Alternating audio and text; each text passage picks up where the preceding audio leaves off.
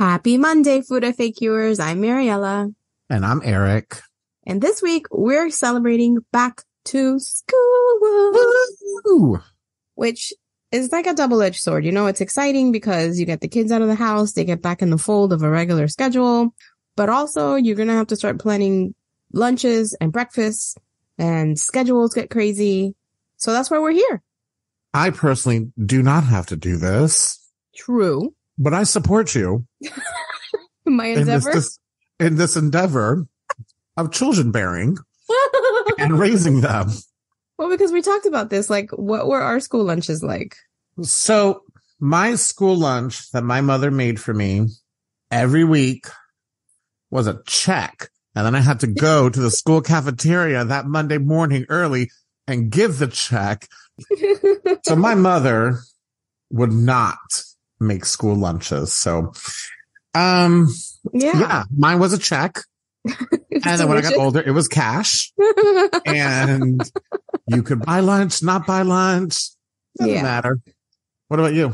My mom used to make me some things, but they smelled all day long because they were like hamburger or whatever. And they were delicious, right? But it was kind of like, it wasn't what I do now for my kid. I gotta say. And in her defense, like we didn't have, I think they didn't have half the tools we do, like bento boxes and self-cooling lunch boxes and all this shit that we have. They didn't have an iota of that. No, you're right. We were like the generation of like, you know, here's your turkey, cheese, and mayo sandwich that's been in 80 degrees. Exactly. And try not to die. Right. So, you know what? We didn't die though. No, we didn't die. We're surviving and we cook, but we cook now. Right. But so I feed my kids school lunch because they refuse to eat. I mean, I pack them lunch because my kids refuse to eat school lunch because it's fucking terrible. Well, yeah. If I had a mother growing up that cooked like you did, I wouldn't fucking eat a school lunch either. But really, it's so bad. They have like these drumsticks that are pale. They have no tan. They're terrible. It's disgusting. Like there's only some things they'll eat. Like my daughter only eats the egg roll for some reason, which I'm sure is mystery meat, and pizza. That's it. Oh my gosh. You remember boat pizza? It's the best. Yeah, boat pizza. That boat pizza was the bomb.com. It's just French bread pizza, but boat pizza. So here's what we're going to do. This series, which is going to be a week long, because you guys love listening to us every day of the week. You do. Love it. Yes. And we love giving it to you, baby. Nice and strong. What, Eric? As a Mariella does. So what are we going to do? This is it. Instead of giving you like, oh, make this easy quiche that your kid isn't going to eat, we're going to give you one ingredient that you may not already be using in your lunch boxes. Mm-hmm. And 3 ways to use each new ingredient. And I think this is kind of revolutionary because you can buy these things and like wow your kids, but it will 100% be easy. They're going to be simple. They're not going to be like, okay, who's that TikToker? Let's make lunch for my kids. I don't have children, but I will tell you something. I don't have time to make a rice ball look like a fucking bunny. Okay. They're painting the fucking Mona Lisa on turkey sandwiches. I can't with, not even me. No. Not even, and I'm an asshole when it comes to this shit. Like, not even me. No, I don't. I'm sorry. I don't know who the fuck has time to do. I don't have children. And let me tell you, there have been several days I'm like running out of my home half naked, like getting in my car to get to work, you know, so it's, I can only imagine what it's like to have children, get them up, get them dressed. And paint the Sistine Chapel. Right. Get them ready for school. So I think these recipes are great. You're right. They have sometimes an ingredient you may not normally have in your home, but they're a really cool take on lunches. And I think the kids will really like these lunches. Right. So, and we're also giving you these ingredients with several ideas so that they don't go to waste. You're not going to buy this thing and then use it one day. Right. You're going to buy this thing and use it 2 or 3 times if your kid will stand for it, you know, or you can have it yourself. Right. All right. Ingredient number 1 is, what is it, KK? It is naan bread. Oh, I love naan. So there was this restaurant, Maddie, in Miami, like in the Kendall area, back like in the early 2000s. And I forgot the name of it. It was an Italian family and a Middle Eastern family that owned this restaurant. So it was kind of like fusion food. And I went for lunch one day And you remember the phase I went through in life where I just ate nothing but chicken sandwiches? Yes. Okay. I had a chicken parm sandwich on naan bread. Delicious. It was so freaking good. That sounds good. So good. So let's do this. That gives me a lunchbox idea. Like if I make chicken cutlets the night before, I can give them a chicken cutlet on naan. Yeah. I think my life has changed now, Eric. Thank you. Mm-hmm. You're welcome. Thank you, Suzanne Sugarbaker. I love her. Okay, so naan. What can you do with naan?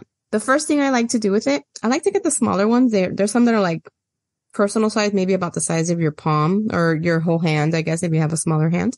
And they sell them at Aldi and they're like $5, just so you know. And they're pretty good there. I know that Trader Joe's also sells them, but they're a little bit bigger. You can just cut them in half if you don't want to give them like a giant thing. So you take it, you put a little bit of red sauce on it. Sometimes if I don't have spaghetti sauce or if I don't want to buy pizza sauce, what I'll do is I'll get a little bit of tomato paste. I'll add a tiny bit of water, maybe some like Italian seasoning, mix it up and just put it on the bread, the naan. And then you just sprinkle a little cheese on it. You put it in the air fryer. And while you're making breakfast, you let it bake at like 350 for, I'd say, about 7 to 10 minutes. And then you have naan pizza. Cut it up, put it in their lunchbox. Let me tell you, this shit sounds delicious. It is delicious. Look, I'm a naan bread, aficionado, I feel.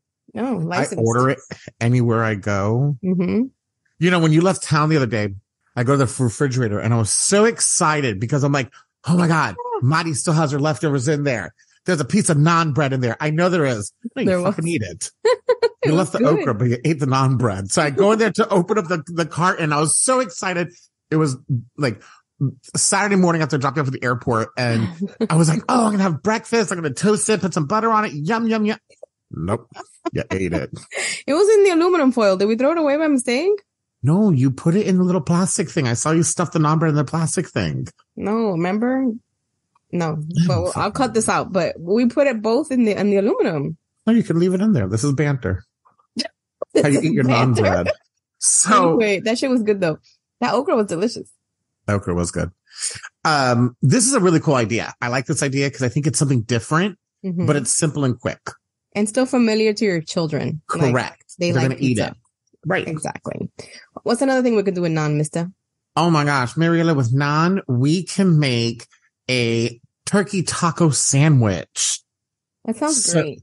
It does sound good. So, I mean, honestly, it's very simple as it is. It's just everything you put in a taco, you're going to go ahead and put in this naan bread. And what I like about this recipe is, you know, you just throw the ground turkey in there. You can throw, cheese in there, lettuce in there, anything you have on hand to make that little sandwich out of the naan. Or even a cold cut, honestly. You could throw cold cuts in there too. That is so simple. Yeah. What I like about the idea of doing an actual taco out of naan bread is because if you made tacos the night before, you repurpose that the next day for your kids' lunches. Absolutely. But I love sandwiches with naan bread. So this is a good one. So if you even want to do like another take, you can put hummus on it and some cold cuts and some lettuce. And it could be a little sandwich that's a little twisted, you know, something a little bit different for them to enjoy. Hummus is great. It's healthy for you. Hummus is really healthy for you. And I think people kind of overlook hummus as a condiment on a sandwich. It makes a great condiment on a sandwich. It gives like a creaminess to the sandwich that maybe you were looking for in mayo, but maybe the calorie count of mayo or just the flavor. It's a new flavor. Just the flavor. It's a flavor change. It's a textural change. So I love hummus on a sandwich. Yeah. And then finally, I talked about how I made my wheel of taco, but I made it a little bit more Mediterranean by instead of yes, I made like a seasoned chicken and the naan and all that stuff. So like, what if you were to just do that for your kid? You put a little bit of chopped chicken in one of the little bento box holes. You put a little bit of hummus, a little bit of naan bread, maybe some chopped tomatoes, and they can kind of pick at it and make it kind of like a nacho, but for lunch. Like a healthier, better tasting Lunchable. Right. Like super elevated. Lunchables, by the way, are really bad. They're disgusting. And they're like really bad for you. Yes. Like it's just supposed to be turkey, ham, and cheese and crackers. It's not supposed to be that bad for you. It's really freaking bad. They put so many chemicals in there and it's disgusting. And listen, It's not like I've never given it to my kid. Exactly. But if I can avoid it, I will. Seriously. And you know, I'm not gonna shame any parent that has to hurry up and throw something in their kid's lunch bag because exactly. Listen, it's a rare situation in a one income household. You know, the vast majority of two incomes, people are running out the doors. Even if it is one income, you still got things to do. Yeah. To get your kids out in the morning. And so I'm never going to shame somebody for that, but Lunchables are really bad. But this is really a great idea. I like it, Madi, because there's really no cooking involved. Right. You're just assembling in like a bento box. You're just putting it together and that's it. And what I love about this is you can put it together before you go to sleep at nighttime. Yes. Cause you're not worried about, you know, it's going to get mushy, if it's going to taste weird too cold. This is something that you can put together. You know, you've put your kids to bed or you're cleaning up your kitchen after you've made dinner, after you served dinner. You're in there anyways.